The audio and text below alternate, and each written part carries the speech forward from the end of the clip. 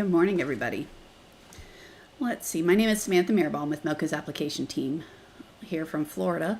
The storm actually passed and I have power, so I am incredibly thankful. It went about 20 miles north of here is where it passed over, so I am just very thankful. So anyhow, I figured I'd go ahead and do our talk today.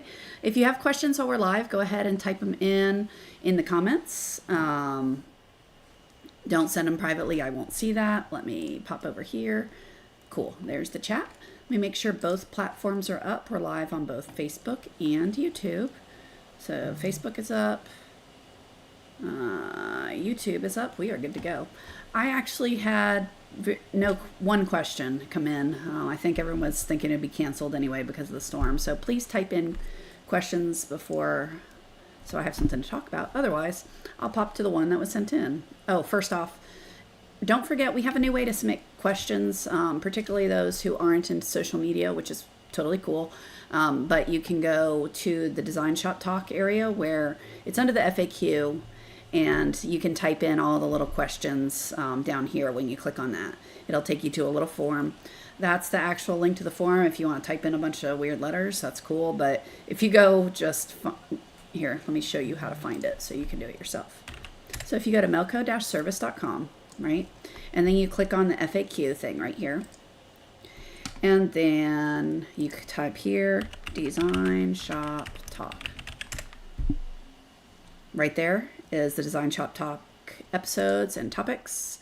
If you click there, right there is a link, but also this is where all the little topics of what was covered. So if you're trying to figure out, hey, I'm looking to do XYZ, you can scroll through these videos or do a Control F and search for the topic you want and find videos that might have content that you're looking for. All right, so just wanted to remind you guys of that. Power. What power backup do I use for my DesignShop and Melco computers and machines? Okay, so I use all kinds. I have noticed that the really cheap ones tend to burn out quicker than the more expensive ones. So it does, I don't know. I've gone to Walmart and bought ones for $60. I've gone to Amazon and bought anything from, I would say 75 to 200. I don't think the 200 actually lasts any longer for me, so I don't think I'll do that again. But I've tried all kinds of them. I do put one battery backup on every embroidery machine I have. And I also have a battery backup on all my computers. Why? I'm in Florida. We have power surges, power pops out and in, and I don't want things, I just want to keep sewing. And I don't want to have issues with power, so I use the battery backups. But yeah, I usually, what's down here?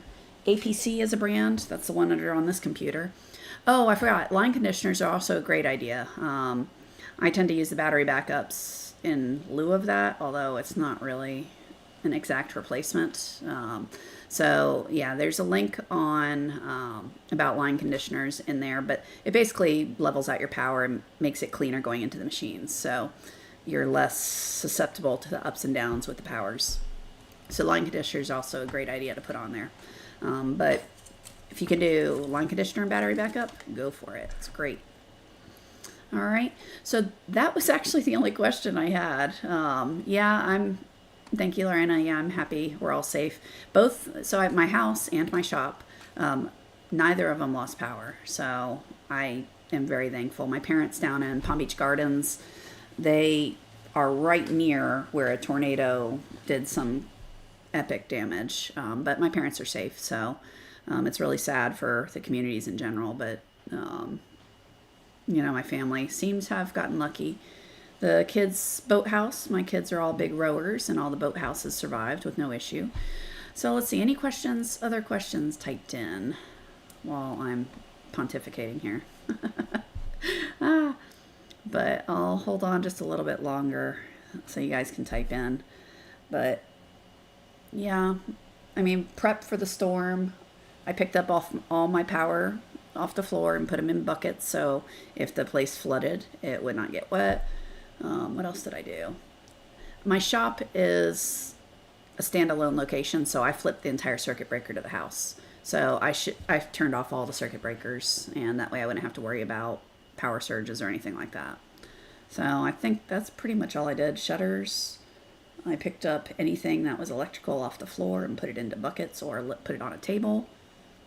And that's all I did. The machines themselves sit up high enough on their carts, so I wasn't too concerned about those. Because if the roof left, I'd have bigger problems. So all right. Any other questions? Like I said, I didn't really get anything sent in. There was one I just saw posted on Facebook. Let me see if I can find it real quick. Well, I'm just pretty much waiting to see if anyone types in questions so I don't pop offline. And then the minute I get off, someone goes, but what about? So someone else just posted something that I thought might be a good topic, and I don't remember where I saw it. I don't see it. So must have seen it in a different group. All right. You have a very small in-home XTS. What are so design storage options. So I put everything on Dropbox because it's automatically backed up. There's other services that do that. You can use iCloud. You can use Google Drive. You can use Carbonite. There's a whole bunch of different backup services, but pretty much that's how I do it. I store it all on one computer. That computer I back up to what's called Dropbox or whatever service you want. And then from there, anytime I replace a computer, I just sync my Dropbox folder and my computer is basically put back to the same condition it was. For me, it's really helpful. I've got 15 machines out there, and all the computers have the same designs on everything because I have them all sunk to Dropbox. So every time I make one change, let's say on this computer, adding a file, that same file is added to all my other computers. So I don't have to go, oh, where's this, little dongle, or save it to a drive and move it around. So that's how I manage it as far as file storage. I literally have a file area, and I just organize them however I want, for customs, for my you can tell I got my first machine when Amaya was a thing. So that's why it's called that, because it's where all my stuff is. And then I just put them into folders. So I've got all my customer folders here. I've got designs I bought. I have them organized by company I bought them from and things like that. And this Dropbox folder is on all my computers. So, aloha Maui. You're new to digitizing and wondering how long it takes to get good at it. Okay, that's a loaded type question. So that's kind of why I say that is learning how to click the buttons. You can learn that pretty quick, right? So learning how to draw a column or how to draw a fill. If you're, I would say, artistically inclined or a graphic designer anyway, that aspect comes naturally, right? So then it's about learning what sort of pull compensation you have to have, what sort of densities, and kind of working through that. And I don't know. I pick that stuff up extremely quick, but then I've also seen people take, months to do it. I would say on average, if you're working at it and, you've learned the buttons, now you've digitized a design, you sewed it out, study that design, make changes, and try again. The more you do that, the more you learn and the quicker you get good at it, right? So I've seen people who've only been doing it for a few weeks do outstanding work. And then I've also seen the same where we need to work on it some more. So it's very individual based on, how you learn and how you work at it. But I don't know. I always tell people when learning their machine, if you're using it for using the machine, when you're using it, if you're using it on a regular basis, you're sewing routinely, somewhere around the 3 to 4 week mark, maybe as long as 6, it goes from, oh my gosh, do I hit start yet? Did I do this right? Did I check this? It goes from that to, all right, I'm going to hoop this, put it on the machine, load the design, hit go. It turns less of a science fair project and more, I know what I'm doing. I look at digitizing the same way, right? So the more you're practicing it, the more you're sewing things out, the less it becomes, I don't know, will this work? All right, this should be all right.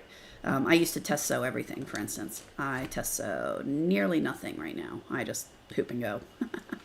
So, but I've not been at it for a long time. Let's see. I have DesignShop 11. And would you think going to 12 vector is a good upgrade to Digitize? So 12 has such cool features. Any upgrade to 12 is cool in my opinion. You get the ability, you get a lot of neat tools. Vector, yeah, that one's good.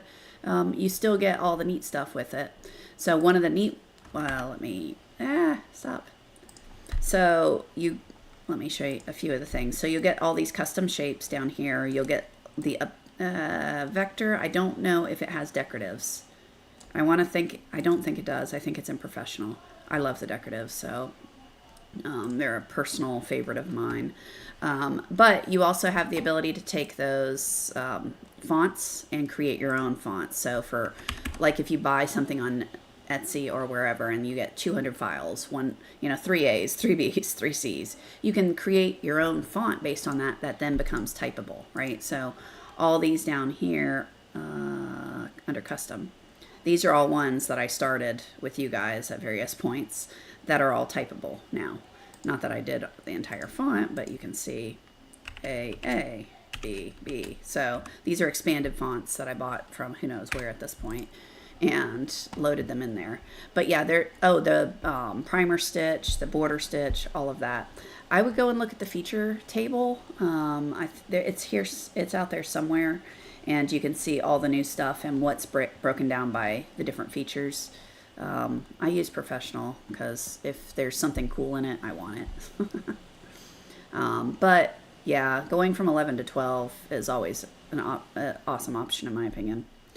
What are the standards for true type fonts, mini and min and max? I don't think there's a real standard for that. The smaller you get, the harder it is to sew. The larger it gets, the more stitches you're going to have, and the more you'll have to pay attention to how it was actually auto-digitized. But it's very dependent on what the font is. Not all fonts, true type fonts, are going to sew well. Have you ever seen the ones that look like paint splatter? They're really cool, printable fonts. They don't really translate to thread well when you've got like 2 stitches here and then 2 stitch and then 6 stitches and a bunch of trims between it all. They end up looking junky and they don't work well, right? But that has nothing to do other than it's not a font suited for embroidery. Now, if you've got a really clean, simple, shapes, not a lot of variation to it, you can go pretty small. True type fonts, I think the smallest I tend to go, and I will go smaller, but I don't usually, is about 1/4 of an inch small. The largest, I don't know. Trying to think of projects I've done. I think the largest I've done them to is 5 or 6 inches. Can I go larger? Probably. I just haven't had a project to do that. So it really is just going to depend on the art of the font and how it's designed, whether it's got really narrow areas, whether it's vectorized cleanly for it to convert over into stitches. Does that make sense, Sherry? So in general, my personal limit is around 0.2 to 0.25 on the not small side, and I don't really consider there to be a max other than what looks good to me. All right, so David and Sherry, does that help any?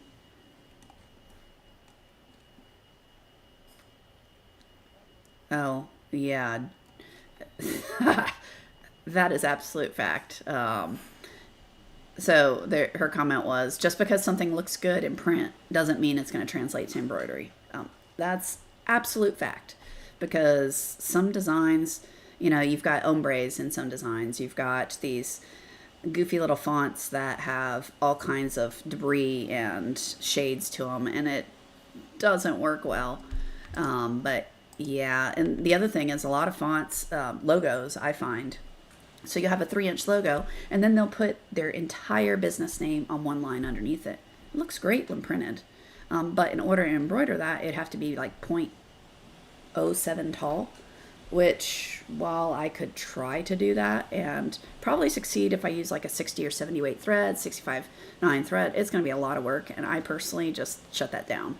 I tell them we'll reconfigure it to be appropriate for embroidery, 2 lines of text. now all the text can be 1/4 of an inch, which is completely doable, versus 0.05 and things like that. So that's kind of what I always do with my clients is like not well suited with the tiny details. We need to simplify it or adjust it somewhat. So that's kind of how I deal with it. Any other questions? Let's see. I'm going to scroll back to the top. Tamara and Lorena, thanks for joining. Yep, I'm happy to be safe too. I heard from my last friend while we're live. She rode out the storm on her boat in Cape Canaveral. That's where the storm exited. And she's good. So, yay, that's the last person.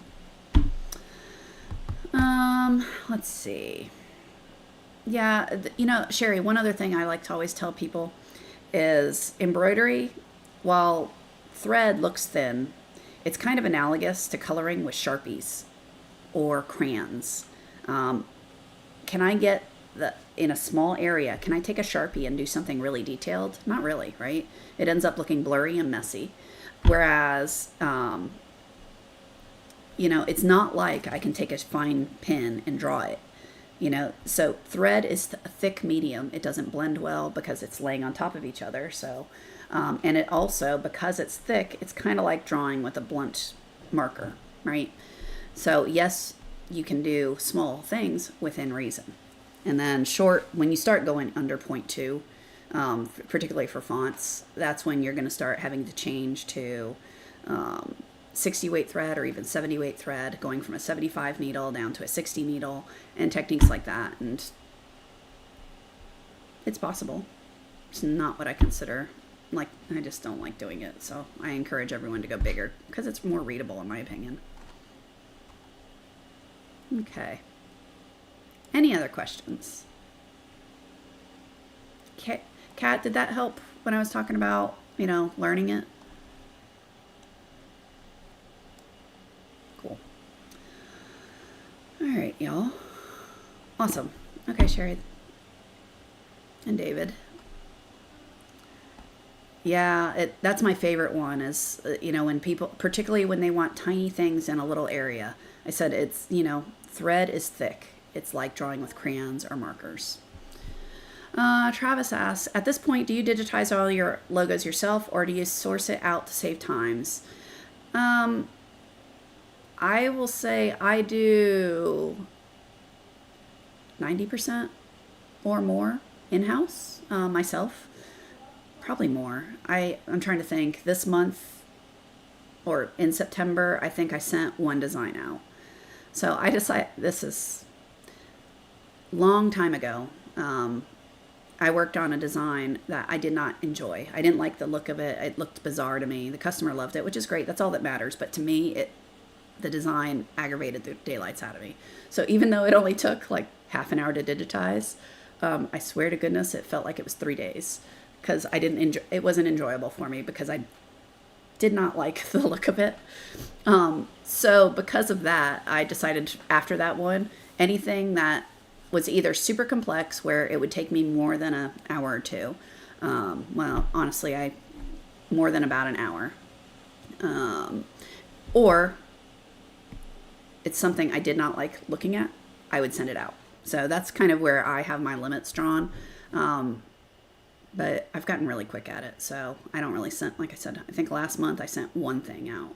And that was just because it was a hand-drawn item. Literally, someone drew a picture and it was in black and white pencil and they wanted all the detail in this big portrait thing, which was cool. It was just going to take me forever. So I sent that out.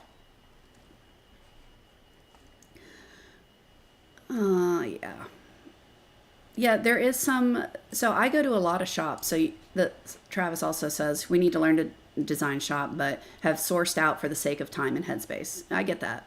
I go to a lot of shops where they find it's more profitable for them to send out a design and sew it rather than to spend time digitizing, because then they could be working on creating more products rather than digitizing.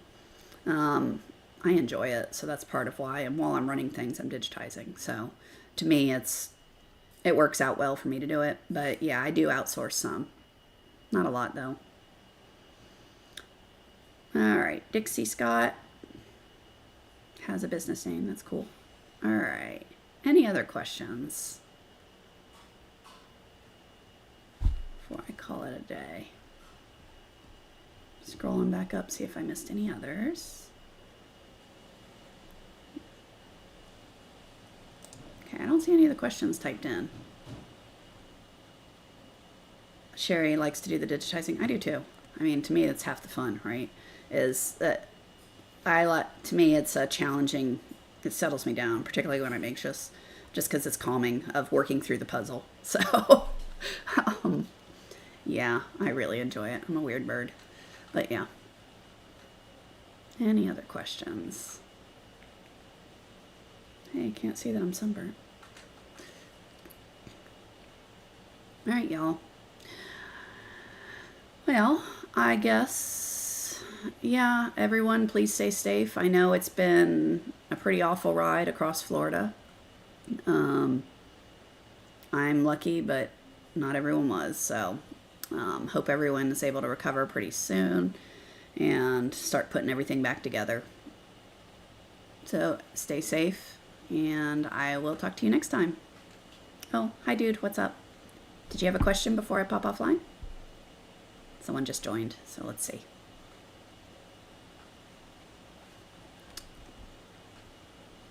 I'll wait just a second, see if a question pops up before I call it a day. We can close that, we don't need it. Anything else?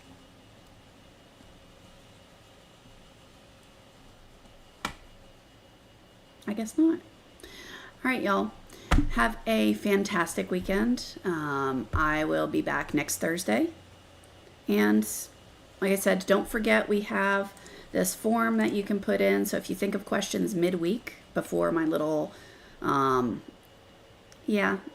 before my little thing comes up and you have questions, go ahead and put it in on there so you don't forget about it. All right, dude.